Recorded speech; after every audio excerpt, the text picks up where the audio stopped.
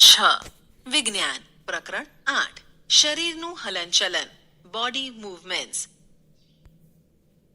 બિલકુલ શાંત થઈને બેસો તથા તમારા શરીરમાં થતી ગતિઓનો અનુભવ કરો। તમે સમયે સમયે તમારી પાંપણના પલકારા મારતા હશો। શ્વાસ લેતી વખતે તમારા શરીરમાં થતા હલનચલનનું અવલોકન કરો। આપણા શરીરમાં સ્વયં અનેક હલનચલન થતા હોય છે। જ્યારે તમે તમારી નોટબુકમાં લખો છો ત્યારે તમારા શરીરનો કયો ભાગ હલનચલન કરે છે? જ્યારે તમે વળીને તમારા મિત્રને જુઓ છો ત્યારે શરીરનો કયો ભાગ હલનચલન કરે છે?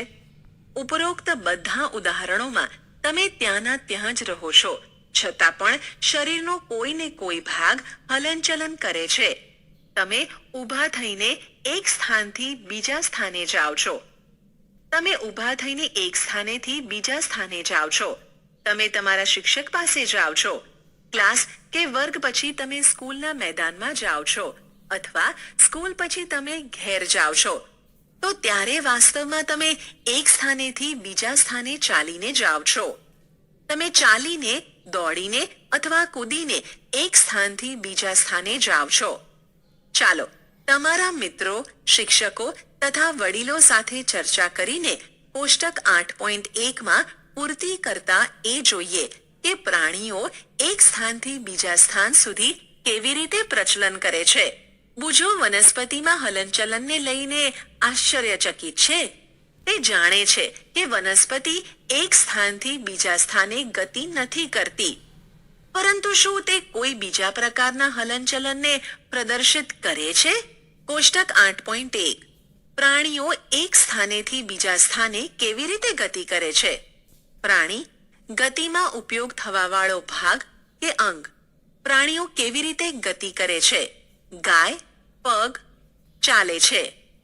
મનુષ્ય સાપ સંપૂર્ણ શરીર સરકીને। પક્ષી, કીટકો, માછલી ચાલવું, દોડવું, ઉડવું, છલાંગ મારવી, સરકવું તેમજ તરવું વગેરે પ્રાણીઓની એક સ્થાનેથી બીજા સ્થાને જવાની કેટલીક રીતો છે।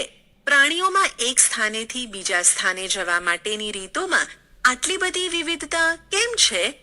શું કારણ છે કે અનેક પ્રાણીઓ ચાલે છે જ્યારે સાપ સરકે છે અને માછલીઓ તરે છે? માનવ શરીર અને તેનું હલનચલન। Human body and it's movements. પ્રાણીઓમાં હલનચલન પર ધ્યાન આપતા અગાઉ ચાલો આપણા શરીરમાં કેટલાક હલનચલનને ધ્યાનપૂર્વક જોઈએ। શું તમને સ્કૂલમાં શારીરિક કસરત કરતી વખતે આનંદ આવે છે? સ્કૂલમાં કસરત કરતી વખતે તમારા હાથ અને પગ કેવા પ્રકારનું હલનચલન કરે છે? ચાલો આપણું શરીર જે હલનચલન કરવા માટે યોગ્ય છે તેમાંથી કેટલીક શારીરિક ગતિ હલનચલનને કરવાનો પ્રયાસ કરીએ। એક કાલ્પનિક વિકેટ પર કાલ્પનિક દડો ફેંકવાનો પ્રયત્ન કરો। તમે તમારો હાથ કેવી રીતે ફેરવો છો? શું તમે તમારા ખભાથી વર્તુળાકાર ગતિમાં ફેરવો છો? શું તમારો ખભો પણ હલનચલન કરે છે? પીઠ પર સૂઈ જાઓ તથા તમારા પગને જાંઘની આજુબાજુ ફેરવો। તમારી ભુજાને કોણીથી ઉપર નીચે કરો। તેવી જ રીતે પગને ઘૂંટણથી વાળો। તમારા હાથને તમારી પાર્શ્વ બાજુમાં સીધો ખેંચો। ભુજાને વાળીને આંગળીઓથી ખભાને અડવાનો પ્રયાસ કરો। તમે તમારા હાથનો કયો ભાગ વાળ્યો? હાથને સીધો ખેંચીને નીચેની તરફ નમાવો। શું તમે આવું કરી શકો છો? તમારા શરીરના વિવિધ ભાગોને હલનચલન કરાવવાનો પ્રયત્ન કરો અને તેના તારણો કોષ્ટક 8.2માં નોંધો। શું કારણ છે કે આપણે શરીરના કેટલાક અંગોને સ્વતંત્ર સ્વરૂપે બધી દિશામાં ફેરવી શકીએ છીએ જ્યારે કેટલાક અંગોને એક જ દિશામાં ફેરવી શકીએ છીએ? આપણે આપણા શરીરના કેટલાક ભાગોને ફેરવવા માટે શા માટે અસમર્થ રહીએ છીએ? પ્રવૃત્તિ 1 એક ફૂટપટ્ટીને તમારા હાથ પર આકૃતિ 8.1માં દર્શાવ્યા પ્રમાણેની સ્થિતિમાં રાખો, જેનાથી તમારી કોણી ફૂટપટ્ટીની મધ્યમાં રહે। તમારા મિત્રને ફૂટપટ્ટી તથા હાથને એક સાથે બાંધવાનું કહો। હવે તમારી કોણીને વાળવાનો પ્રયત્ન કરો. શું તમે તેને વાળી શકો છો? કોષ્ટક 8.2 આપણા શરીરમાં હલનચલન. શરીરના ભાગ હલનચલન. સંપૂર્ણ ફરે છે, અંશતઃ ફરે છે કે વળે છે, નમે છે, ઉપર ઉઠે છે, ગતિ બિલકુલ થતી નથી. ગરદન. હા, કાંડું, આંગળી, ઘૂંટણ, એડી, પગની આંગળી, પીઠ, માથું, કોણી, ભુજા. હા. શું તમે ધ્યાન આપ્યું છે કે આપણે શરીરના વિભિન્ન ભાગોને એ સ્થાનેથી વાળી અથવા ફેરવી શકીએ છીએ જે સ્થાને બે ભાગો એકબીજા સાથે જોડાયેલા હોય છે? ઉદાહરણ તરીકે કોણી, ખભો તથા ગરદન. શું તમે આવા અન્ય ભાગોના નામ જણાવી શકો છો? આ સ્થાનોને સાંધા જોઇન્ટ્સ કહે છે. શું આપણા શરીરમાં કોઈ સાંધા ન હોત તો તમારી દ્રષ્ટિએ કોઈ પણ પ્રકારનું હલનચલન કે ગતિ સંભવ થઈ શકે? વાસ્તવમાં આ સાંધાઓને કઈ કઈ વસ્તુઓ પરસ્પર બાંધે છે? તમારી આંગળી વડે તમારું માથું, ચહેરો, ગરદન, નાક, કાન, ખભાની પાછળ, હાથ, પગ, આંગળી તેમજ પગની આંગળીઓ દબાવો. શું તમને એવો અનુભવ થયો કે તમારી આંગળી કોઈ કઠણ વસ્તુને દબાવી રહી છે? આ કઠણ સંરચનાઓ હાડકાં છે. તમારા શરીરના અન્ય ભાગોમાં આ પ્રક્રિયાને પુનરાવર્તિત કરો. આટલા બધા હાડકાઓ? જ્યારે હાડકાને વાળી નથી શકાતા તો આપણી કોણીને કઈ રીતે વાળી શકાય છે? હાથના ઉપરના ભાગથી લઈને કાંડા સુધી એક જ હાડકું નથી હોતું. વાસ્તવમાં અનેક હાડકાઓ કાંડા સુધીના ભાગમાં જોડાયેલા હોય છે. આવી જ રીતે આપણા શરીરના પ્રત્યેક ભાગમાં અનેક હાડકાં આવેલા હોય છે. આપણે આપણા શરીરને એ જ બિંદુથી વાળી અથવા હલનચલન કરાવી શકીએ છીએ કે જ્યાં આ અસ્થિઓ એકબીજા સાથે જોડાય છે. વિભિન્ન હલનચલન અને પ્રવૃત્તિઓ કરવા માટે આપણા શરીરમાં અનેક પ્રકારના સાંધા આવેલા હોય છે. ચાલો તેમાંથી કેટલાક વિશે અભ્યાસ કરીએ. હલ દસ્તો સાંધો. ઓપ્શન: હલ દસ્તો સાંધો, કંદુક ખલિકા સાંધો, બોલ એન્ડ સોકેટ જોઈન્ટ. પ્રવૃત્તિ 2. કાગળની એક પટ્ટીને એક નળાકારમાં ફેરવો. રબર અથવા પ્લાસ્ટિકના એક જૂના દડામાં કાણું પાડીને કોઈના નિરીક્ષણ હેઠળ તેમાં વાળેલ કાગળના નળાકારને નાખો. જેમ કે આકૃતિ 8.2 માં દર્શાવ્યા અનુસાર આવેલ છે. ઓપ્શન: જેમ કે આકૃતિ 8.2 માં દર્શાવવામાં આવેલ છે. તમે કાગળના નળાકાર સિલિન્ડરને દડા પર ચોંટાડી પણ શકો છો. દડાને એક નાની વાટકીમાં રાખીને ચારેય બાજુ ફેરવવાનો પ્રયત્ન કરો. શું દડો વાટકીમાં સ્વતંત્ર સ્વરૂપે ફરે છે? શું કાગળનો નળાકાર પણ ફરે છે? હવે કલ્પના કરો કે કાગળનો નળાકાર તમારો હાથ છે તથા દડો તેનો એક છેડો છે. વાટકી ખભાના એ ભાગ સમાન છે જેનાથી તમારો હાથ જોડાયેલો છે. એક હાડકાનો દડા જેવો ગોળ ભાગ બીજા હાડકાના વાટકી જેવા ખાડામાં ખૂંપેલો હોય છે. આ પ્રકારના સાંધા બધી જ દિશાઓમાં હલનચલન પ્રદાન કરે છે. આ હલનચલન માટે ઉપરયુક્ત સાંધાના અન્ય ઉદાહરણ શોધી શકો છો? આ પ્રકારના શરૂઆતમાં આપવામાં આવેલા શરીરના વિવિધ ભાગોના હલનચલનનું સ્મરણ કરીશું. ઉપરોક્ત પ્રકારના અન્ય સાંધાના નામ આપી શકો છો? ઉખળી સાંધો, પિવોટલ જોઈન્ટ. ગરદન તથા શીર્ષને જોડાણ કરતો સાંધો ઉખળી સાંધો છે. તેના દ્વારા શીર્ષને આગળ પાછળ અથવા જમણી ડાબી બાજુ ફેરવી શકીએ છીએ. આ હલનચલન કરવાનો પ્રયત્ન કરો. આ હલનચલન આપણા હાથના હલનચલન કરતા કેવી રીતે ભિન્ન છે? જેમાં ખલદસ્તા સાંધા વડે હાથને સંપૂર્ણ વર્તુળાકાર ફેરવી શકીએ છીએ. ઉખળી સાંધામાં વેલણાકાર અસ્થિ એક વલયમાં ફરે છે. મિજાગરા સાંધા, હિન્જ જોઈન્ટ. ઘરના દરવાજાને વારંવાર ખોલો અને બંધ કરો. તેના મિજાગરા હિન્જીસને ધ્યાનપૂર્વક જુઓ. તે દરવાજાને આગળ અને પાછળ ખુલવા દે છે. વૃત્તિ 3. ચાલો મિજાગરાની ગતિ હલનચલનને જોઈએ. એક મોટા કાગળ અથવા કાર્ડબોર્ડનું નળાકાર બનાવો, જેવું કે આકૃતિ 8.4માં દર્શાવવામાં આવેલ છે. ચિત્રમાં દર્શાવ્યા મુજબ કાર્ડબોર્ડ અથવા કાગળના નળાકારની મધ્યમાં છિદ્ર બનાવી તેમાં એક પેન્સિલ દાખલ કરો. ઓપ્શન: તેમાં એક પેન્સિલ દાખલ કરો. કાર્ડબોર્ડનો એક બીજો ટુકડો લઈને એવી રીતે વાળો કે તે અડધું ભૂંગળું બની જાય, જેમાંથી બીજા નળાકારને સરળતાથી ફેરવી શકાય. અડધા નળાકાર ઉપર રાખેલ પૂર્ણ નળાકાર સિલિન્ડર મિજાગરાની માફક છે. પેન્સિલ નાખેલ નળાકારને ફેરવવાનો પ્રયાસ કરો. તે કેવા પ્રકારની ગતિ કરે છે? આ ગતિ એટલે કે હલનચલન તમારા દ્વારા બનાવવામાં આવેલ ખલદસ્તા સાંધા કરતા કેવી રીતે ભિન્ન છે? આપણે પ્રવૃત્તિ 1માં કોણીમાં આવા જ પ્રકારની ગતિ જોઈ હતી.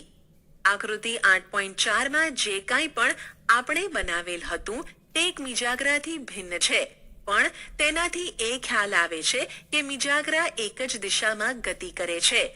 કોણીમાં મિજાગરાનો સાંધો આવેલ હોય છે, જેનાથી આગળ અથવા પાછળ એક જ દિશામાં ગતિ થઈ શકે છે. શું તમે આવા સાંધાના અન્ય ઉદાહરણ વિચારી શકો છો?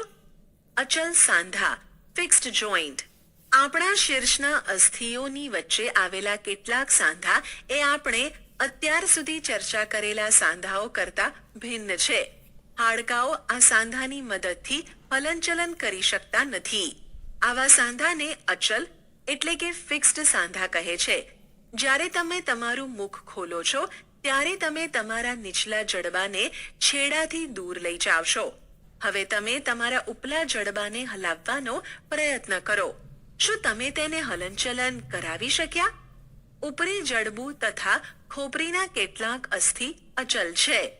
આપણે માત્ર કેટલાક સાંધાઓની ચર્ચા કરી જે આપણા હાડકાઓને એકબીજા સાથે જોડે છે. આપણા શરીરના વિભિન્ન અંગોને વિવિધ આકાર કોણ પ્રદાન કરે છે? જો તમે એક ઢીંગલી બનાવવા માંગતા હો તો તમે પહેલા શું બનાવશો? શક્ય છે કે ઢીંગલીને એક આકાર પ્રદાન કરાવવા માટે તમે એક માળખું તૈયાર કરશો. શું તમે એવું નહીં કરો? આપણા શરીરના બધા હાડકાઓ બસ એવી જ રીતે એક સુંદર આકાર પ્રદાન કરાવવા માટે એક માળખું તૈયાર કરે છે, જે માળખાને આપણે કંકાલ સ્કેલેટન કહીએ છીએ. આપણે એ કેવી રીતે ઓળખીએ છીએ કે આ મનુષ્યના કંકાલની આકૃતિ છે? આપણે શરીરના વિભિન્ન હાડકાઓના આકારની જાણકારી કેવી રીતે પ્રાપ્ત કરીએ છીએ? શરીરના કેટલાક અંગોમાં આવેલ હાડકાં અને તેની સંખ્યા તેમજ આકાર વિશે આપણને ત્યારે ખ્યાલ આવે છે જ્યારે આપણે તેનો અનુભવ કરીએ છીએ. એક્સ-રે ચિત્ર દ્વારા આપણે શરીરના બધા હાડકાઓના આકારનો ખ્યાલ મેળવી શકીએ છીએ. ઓપ્શન: આપણે શરીરના બધા હાડકાઓના આકારનો ખ્યાલ મેળવી શકીએ છીએ. શું ક્યારેય તમારો અથવા તમારા પરિવારનો કોઈ વ્યક્તિના શરીરનો કોઈ ભાગનો એક્સ-રે કાઢવામાં આવ્યો છે? ઓપ્શન: શું ક્યારેય તમારો અથવા તમારા પરિવારના કોઈ વ્યક્તિના શરીરના કોઈ ભાગનો એક્સ-રે કાઢવામાં આવ્યો છે? કેટલીક વાર ઈજા થવાથી ડોક્ટર એક્સ-રે કઢાવે છે, જેનાથી તેમને ઈજા દ્વારા હાડકામાં થયેલ ક્ષતિનો ખ્યાલ આવે છે. એક્સ-રે ચિત્ર દ્વારા આપણને શરીરના હાડકાઓના આકારનો ખ્યાલ આવે છે. તમારા હાથના આગળના તેમજ ઉપરના ભાગો તથા પગના નીચેના તથા ઉપરના ભાગના હાડકાઓનો અનુભવ કરો. પ્રત્યેક અંગોના હાડકાની સંખ્યાની જાણકારી મેળવો. તમારા ઘૂંટણ તથા કોણીના હાડકાનો એવી જ રીતે અનુભવ કરો તથા એક્સ-રે ચિત્ર સાથે સરખામણી કરો. તમારી આંગળીઓને વાળો. શું તમે તેને પ્રત્યેક સાંધાના મૂળ સુધી વાળી શકો છો? તમારી મધ્યમાં આંગળીમાં કેટલા હાડકાં આવેલા છે? ઓપ્શન: તમારી મધ્યમાં આંગળીમાં કેટલા હાડકાં આવેલા છે? તમારી હથેળીના પાછળના ભાગને સ્પર્શ કરીને અનુભવ કરો. તેમાં અનેક હાડકાં છે. શું તમારું કાંડું લચીલું છે? તે અનેક નાના નાના અસ્થિઓનું બનેલ છે. જો તેમાં એક જ હાડકું આવેલ હોત તો શું થાત? પ્રવૃત્તિ 4. ઊંડો શ્વાસ લઈને તેને કેટલાક સમય સુધી રોકી રાખી તમારા છાતીના તથા પીઠના હાડકાઓને હળવેથી દબાવીને તમારા હાડકાનો અનુભવ કરો. શક્ય હોય એટલી તમારી પાંસળીઓને ગણો. છાતીના અસ્થિઓ. આકૃતિ 8.9 ને ધ્યાનપૂર્વક જુઓ અને છાતીના અસ્થિઓની સંખ્યાની સરખામણી આકૃતિ સાથે કરો. આપણે જોઈએ છીએ કે પાંસળીઓ વિશિષ્ટ રૂપે વળેલી છે. તે છાતીના હાડકાં અને કરોડ સ્તંભ સાથે જોડાઈને એક પાંજરાનું નિર્માણ કરે છે. આ શંકુરૂપી પાંજરાને પાંસળી પિંજર રિબ કેજ કહે છે. આપણા શરીરના કેટલાક મહત્વપૂર્ણ અંગો તેનાથી સુરક્ષિત રહે છે.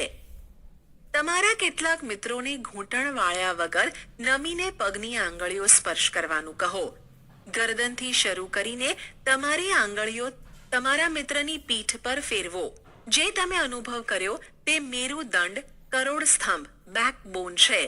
તે અનેક નાના નાના હાડકાઓની બનેલ રચના છે. પાંસળી પિંજર આ અસ્થિઓ સાથે જોડાયેલ હોય છે. શું કરોડ સ્તંભ એક જ લાંબા હાડકાનો બનેલ હોત તો તમારો મિત્ર આવી રીતે નીચે તરફ વળી શકે? તમારા મિત્રને ઊભા થઈને હાથ વડે કોઈ દિવાલને ધક્કો મારવાનું કહો. શું તમને તેના ખભા આગળ બે ઉપસેલા અસ્થિઓ દેખાય છે? તેને સ્કંધાસ્થિ શોલ્ડર બોન કહે છે. આકૃતિ 8.12 ને ધ્યાનપૂર્વક જુઓ. આ સંરચના નિતાંબ અસ્થિ શ્રોણી અસ્થિ પેલ્વિક બોન છે. આ પેટી જેવી સંરચના બનાવે છે જે તમારા જઠરની નીચે આવેલા વિભિન્ન અંગોને રક્ષણ આપે છે. આ નિતંબના ભાગનો એ હિસ્સો છે જેની મદદથી તમે બેસો છો. તમારી ખોપરી અનેક હાડકાઓ એકબીજા સાથે જોડવાથી બનેલ છે. આ આપણા શરીરના અત્યંત મહત્વપૂર્ણ અંગ મગજનું રક્ષણ કરે છે. આપણે આપણા કંકાલના ઘણા બધા હાડકાં તથા સાંધાની ચર્ચા કરી. કંકાલ સિવાય કેટલાક અન્ય એવા પણ અંગો છે જે હાડકાં જેટલા કઠણ હોતા નથી અને તેને વાળી શકીએ છીએ. તેને આપણે કોમલાસ્થિ અસ્થિકુર્ચા કાર્ટિલેજ તરીકે ઓળખીએ છીએ. તમારા કાનને સ્પર્શ કરો. શું તમે કોઈ હાડકાના કઠણ ભાગનો અનુભવ કરો છો જેને વાળી શકાય? એવું પ્રતીત થાય છે કે તેમાં કોઈ હાડકાં આવેલ હોતા નથી. શું તમને આંગળી વડે દબાવતા કાનની બૂટ તથા તેના ઉપરના ભાગમાં કોઈ ફરક લાગ્યો? શું તમને એવું લાગ્યું કે કાનનો ઉપરનો ભાગ એટલો નાજુક નથી જેટલી આપણી કાનની બૂટ છે?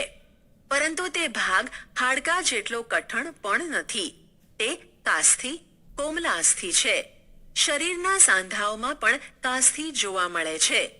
આપણે જોયું કે માનવ કંકાલ એ અનેક અસ્થિઓ સાંધાઓ તથા કાસ્થિઓ ભેગા મળીને બને છે. તમે તેમાંથી ઘણા બધાને જોઈ શકો છો તથા હલનચલન પ્રદાન કરી શકો છો. તમારી નોટબુકમાં કંકાલનું સ્પષ્ટ ચિત્ર દોરો. આપણે આપણા શરીરના એ હાડકાં તેમજ તેના સાંધાઓના વિષયમાં જાણકારી પ્રાપ્ત કરી લીધી જે વિભિન્ન પ્રકારની ગતિ કરવામાં આપણી મદદ કરે છે. હાડકાંઓને આવા પ્રકારના હલનચલન માટે કોણ યોગ્ય બનાવે છે? ચાલો તેની તપાસ કરીએ. તમારા એક હાથની મુઠ્ઠી બનાવી કોણીના ભાગથી તમારા હાથને વાળી અંગૂઠાની મદદથી તે બાજુના ખભાને અડવાનો પ્રયાસ કરો. શું તમે તમારી ઉપરી ભુજામાં કોઈ પરિવર્તનનો અનુભવ કરો છો? બીજા હાથ વડે સ્પર્શ કરીને તેને જુઓ. શું તમને કોઈ ઉપસેલો ભાગ નજરે આવે છે? તેને સ્નાયુ મસલ કહે છે. સંકોચન કોન્ટ્રેક્શન લંબાઈમાં ટૂંકા થવાને કારણે સ્નાયુઓ ઉપસી આવે છે. હવે તમે તમારા હાથને ફરીથી સામાન્ય સ્થિતિમાં લાવો. સ્નાયુઓનું શું થાય છે? શું હજુ પણ તે સંકોચનશીલ અવસ્થામાં છે? ચાલતી અથવા દોડતી વખતે તમે તમારા પગના સ્નાયુઓમાં આવું જ સંકોચન જોઈ શકો છો. સંકોચનશીલ અવસ્થામાં સ્નાયુ નાના કઠણ તેમજ જાડા થઈ જાય છે. તે હાડકાને ખેંચે છે. કોઈ અસ્થિને ગતિ પ્રદાન કરાવવા માટે બે સ્નાયુઓને સંયુક્ત રીતે કાર્ય કરવું પડે છે. જ્યારે બે સ્નાયુઓમાંથી કોઈ એક સંકોચાય છે ત્યારે અસ્થિ તે દિશામાં ખેંચાય છે. જોડના બીજા સ્નાયુ શિથિલ અવસ્થામાં આવી જાય છે. અસ્થિને વિપરીત દિશામાં ગતિ કરાવવા માટે હવે બીજો સ્નાયુ સંકોચાઈને અસ્થિને પોતાની પૂર્વ સ્થિતિમાં ખેંચે છે. જ્યારે પહેલો સ્નાયુ હવે શિથિલ થઈ જાય છે. સ્નાયુ માત્ર ખેંચી શકે છે, તે ધક્કો મારી શકતા નથી. આથી એક અસ્થિને ગતિ પ્રદાન કરાવવા માટે બે સ્નાયુઓને સંયુક્ત રીતે કાર્ય કરવું પડે છે. શું ગતિ માટે હંમેશા હાડકાં તેમજ સ્નાયુઓની આવશ્યકતા રહેલી હોય છે? બીજા પ્રાણીઓ કેવી રીતે ચાલે છે?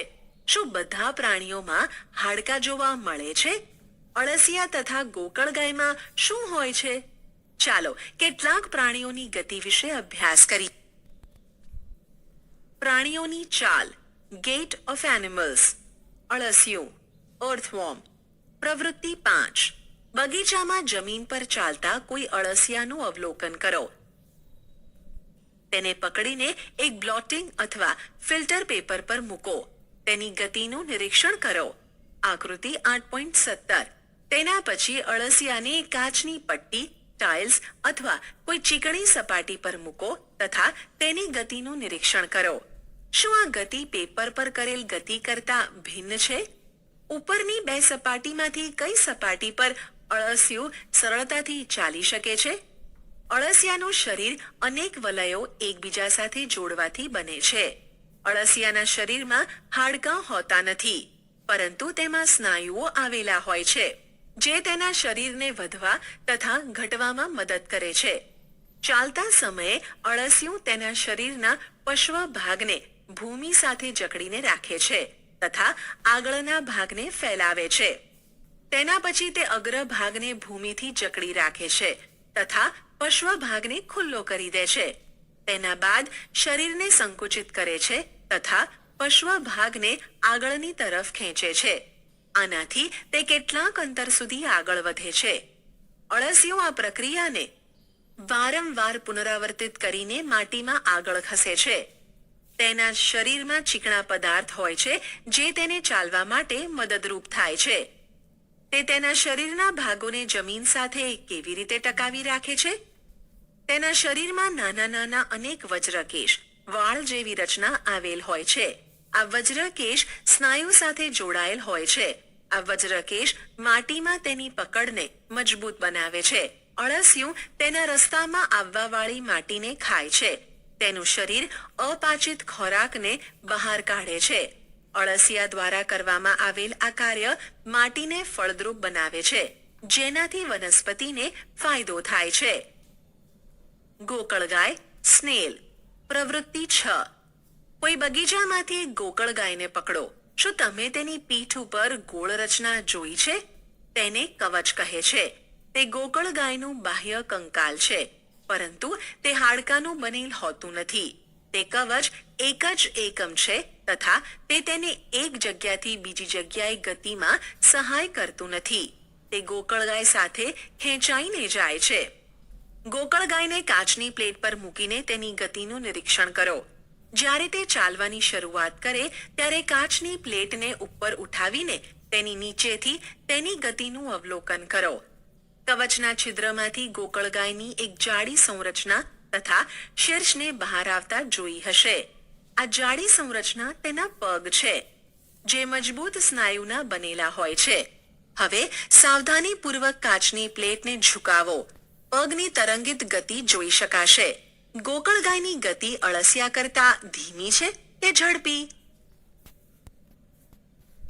વંદો, કોક્રોચ. પ્રવૃત્તિ 7. કોઈ વંદાનું અવલોકન કરો. વંદો જમીન પર ચાલે છે, દિવાલ પર ચડે છે અને હવામાં ઉડે છે. તેમાં 3 જોડ પગ હોય છે, જે ચાલવામાં મદદ કરે છે. તેનું શરીર કઠણ બાહ્ય કંકાલ દ્વારા ઢંકાયેલું હોય છે. આ બાહ્ય કંકાલ વિવિધ એકમોના પરસ્પર સાંધા દ્વારા બનેલ હોય છે, જેના કારણે ગતિ શક્ય બને છે. પીઠના ભાગેથી 2 જોડ પાંખ પણ જોડાયેલ હોય છે. વંદામાં વિશિષ્ટ સ્નાયુઓ આવેલા હોય છે. જે સ્નાયુ ચલનપાદની નજીક આવેલા છે તે તેને ચાલવામાં સહાય કરે છે અને પૃષ્ઠ સ્નાયુઓ વંદો જ્યારે ઉડે છે ત્યારે તેની પાંખોને ગતિ આપે છે. પક્ષીઓ, બર્ડ્સ. પક્ષીઓ હવામાં ઉડે છે તથા ભૂમિ પર ચાલે છે. બતક તથા હંસ જેવા પક્ષીઓ પાણીમાં તરે છે. પક્ષીઓ એટલા માટે ઉડી શકે છે કે તેમનું શરીર ઉડવા માટે અનુકૂલિત હોય છે. તેના હાડકાં છિદ્રિષ્ટ અને હલકા હોય છે. પશ્વ ઉપાંગના હાડકાં ચાલવા તેમજ બેસવા માટે અનુકૂલિત હોય છે. અગ્ર ઉપાંગનો અસ્થિ ભાગ રૂપાંતરિત થઈને પાંખ બનાવે છે. ખભાના હાડકાં મજબૂત હોય છે. છાતીના અસ્થિઓ ઉડ્ડયન સમયે સ્નાયુઓને જકડી રાખવા માટે વિશિષ્ટ રૂપે રૂપાંતરિત થયેલ હોય છે તથા પાંખોને ઉપર નીચે કરવામાં સહાય કરે છે. માછલી, ફિશ. પ્રવૃત્તિ 8. એક કાગળની હોડી બનાવો અને તેને પાણી પર મૂકો. હવે તેના અણીવાળા છેડાથી તેને ધક્કો મારો. તે પાણીમાં સરળતાથી આગળ વધી રહી છે. હવે હોડીને બંને છેડેથી પકડીને તેની પહોળી બાજુએથી ધક્કો મારો. શું આવી રીતે હોડી પાણીમાં સરળતાથી ચાલી શકે છે? તમે નોંધ્યું કે હોડીનો આકાર લગભગ માછલીના આકાર જેવો જ હોય છે. માછલીનું શીર્ષ તેમજ પૂંછડી તેના મધ્ય ભાગ કરતા પાતળી અને અણીદાર હોય છે. શરીરની આવી રચના ધારારેખીય સ્ટ્રીમ લાઇન્ડ કહેવાય છે. તેની વિશિષ્ટ રચનાના કારણે પાણી અહીં તહીં ધકેલાઈ જાય છે અને માછલી પાણીમાં સરળતાથી તરી શકે છે. માછલીના હાડકાં દ્રઢ સ્નાયુઓથી ઢંકાયેલા રહે છે. તરવાની પ્રક્રિયામાં શરીરનો અગ્ર ભાગ એક બાજુ વળે છે તથા પૂંછડી વિપરીત દિશામાં વળે છે. આકૃતિ 8.23 દર્શાવ્યા અનુસાર માછલી પોતાના શરીરને વાળે છે ત્યારે તીવ્રતાથી તેની પૂંછડી બીજી દિશામાં વળે છે. તેનાથી એક ધક્કો લાગે છે અને માછલી આગળની તરફ ખસે છે. આવા પ્રકારના ક્રમિક ધક્કાઓ દ્વારા માછલી આગળની તરફ વધતી જાય છે. પૂંછડીના મીન પક્ષ આ કાર્યમાં મદદ કરે છે. માછલીના શરીર પર બીજા પણ મીન પક્ષ આવેલા હોય છે જે તરતી વખતે પાણીમાં સંતુલન બનાવી રાખવા તેમજ દિશા નક્કી કરવામાં સહાય કરે છે. શું તમે ધ્યાન આપ્યું છે કે ગોતાખોર મરજીવા તેમના પગમાં આવા વિશિષ્ટ મીન પક્ષ જેવા ફ્લિપર પહેરે છે કે પાણીમાં સરળતાથી ગતિ કરવામાં મદદ કરે છે? જે પાણીમાં સરળતાથી ગતિ કરવામાં મદદ કરે છે? સાપ કેવી રીતે ગતિ કરે છે? How do snacks move?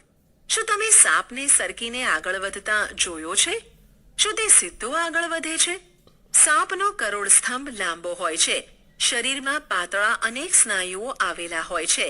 તે પરસ્પર જોડાયેલા હોય છે ભલે પછી તે દૂર આવેલા હોય. સ્નાયુઓ કરોડ સ્તંભ, પાંસળીઓ અને ત્વચાને પણ એકબીજા સાથે જોડે છે. સાપનું શરીર અનેક વલય લૂપમાં વળેલું હોય છે. આ પ્રકારે સાપના પ્રત્યેક વલય તેને આગળની તરફ ધકેલે છે.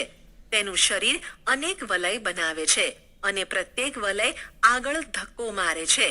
આ કારણે સાપ અત્યંત ઝડપથી ગતિ કરીને આગળ વધે છે પરંતુ સીધી રેખામાં આગળ નથી વધતો.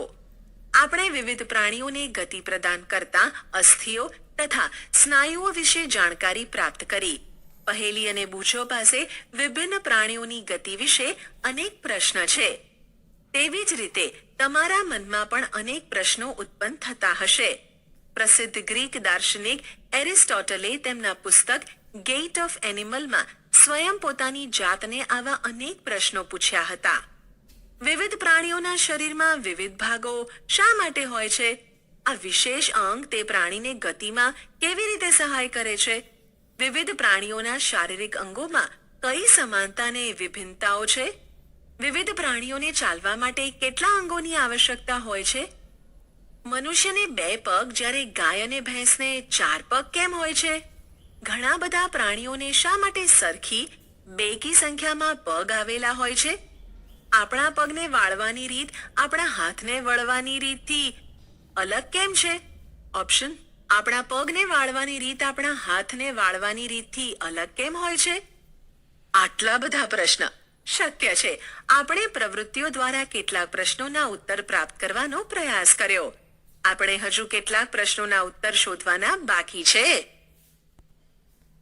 પારિભાષિક શબ્દો: કરોડરજ્જુ, સ્પાઇનલ કોર્ડ; ખલદસ્તો સાંધો, બોલ એન્ડ સોકેટ જોઇન્ટ; વજ્રકેશ, bristles; કાસ્થિ, કાર્ટિલેજ; ગુહા, કેવિટી; અચલ સાંધા, ફિક્સ્ડ જોઇન્ટ; પ્રાણીઓની ચાલ, ગેટ ઓફ એનિમલ્સ, મિજાગ્રા સાંધો, હિન્જ જોઈન્ટ. સ્નાયુઓ, મસલ્સ, બાહ્ય કંકાલ, આઉટર સ્કેલેટન, નિતંબાસ્થિઓ, પેલ્વિક બોન્સ, ઉખળી સાંધો, પિવોટલ જોઈન્ટ, પાંસળી પિંજર, રિબ કેજ, ખભાના અસ્થિઓ, સ્કંધાસ્થિઓ, શોલ્ડર બોન્સ, કંકાલ, સ્કેલેટન, ધારારેખીય, સ્ટ્રીમલાઇન્ડ. સારાંશ. અસ્થિ અને કાસ્થિ માનવ કંકાલ બનાવે છે. તે શરીરનું પાંજરું બનાવે છે અને તેને એક આકાર પ્રદાન કરે છે. કંકાલ ચાલવામાં સહાય કરે છે તથા આંતરિક અંગોનું રક્ષણ કરે છે. મનુષ્યનું કંકાલ ખોપરી, કરોડસ્તંભ, પાંસળીઓ, વક્ષ અસ્થિઓ, ખભા, સ્કંધ તેમજ શ્રોણી, નિતંબ, મેખલા તથા હાથ અને પગના અસ્થિઓથી બને છે. સ્નાયુની જોડના એકાંતરે સંકોચન અને વિસ્તરણથી અસ્થિઓ ગતિ કરે છે. સાંધાની પ્રકૃતિ તથા ગતિની દિશાના આધારે અસ્થિઓના સાંધા અનેક પ્રકારના હોય છે. પક્ષીઓના દ્રઢ સ્નાયુઓ તથા હલકા હાડકાં ભેગા મળીને તેમને ઉડવામાં મદદરૂપ થાય છે. તે પાંખોને ફફડાવીને ઉડે છે. માછલી શરીરની બંને બાજુ એકાંતર ક્રમમાં વલય, લૂપ બનાવીને તરે છે. સાપ તેના શરીરનો બંને બાજુ એકાંતર ક્રમમાં વલય બનાવીને ભૂમિ પર વલાયાકાર ગતિ કરતા આગળની દિશામાં સરકે છે. ઘણા બધા અસ્થિઓ તેમજ જોડાયેલ સ્નાયુઓ શરીરને આગળની તરફ ધકેલે છે. વંદાનું શરીર તેમજ ઉપાંગ મજબૂત આવરણથી ઢંકાયેલા હોય છે, જે બાહ્ય કંકાલ બનાવે છે. છાતીના સ્નાયુઓ 3 જોડ ઉપાંગો તેમજ 2 જોડ પાંખો સાથે જોડાયેલ હોય છે, જે વંદાને ચાલવામાં તથા ઉડવામાં મદદ કરે છે. અળસિયામાં ગતિ શરીરના સ્નાયુઓનું ધીમે ધીમે ક્રમશઃ વિસ્તરણ તેમજ સંકોચનથી થાય છે. શરીરની નીચલી સપાટી પરથી ઉદ્ભવતા વજ્રકેશ અળસિયાને જમીનમાં પક્કડ બનાવી રાખવામાં સહાય કરે છે. ગોકળ ગાય સ્નાયુલ પગની મદદથી ચાલે છે.